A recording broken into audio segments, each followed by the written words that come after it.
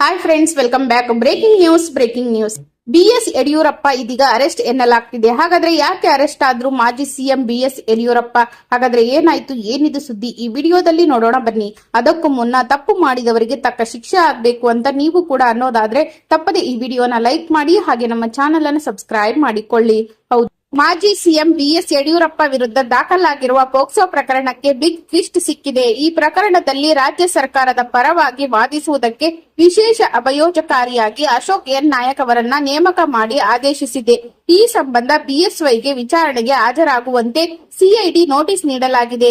ಈ ನೋಟಿಸ್ಗೆ ಯಾವುದೇ ಪ್ರತಿಕ್ರಿಯಿಸಿಲ್ಲ. ಹಾಗಾಗಿ ಅವರನ್ನ ಬಂಧಿಸಿ ವಿಚಾರಣೆ ನಡೆಸುವ ಸಾಧ್ಯತೆ ಇದೆ ಎನ್ನಲಾಗ್ತಿದೆ.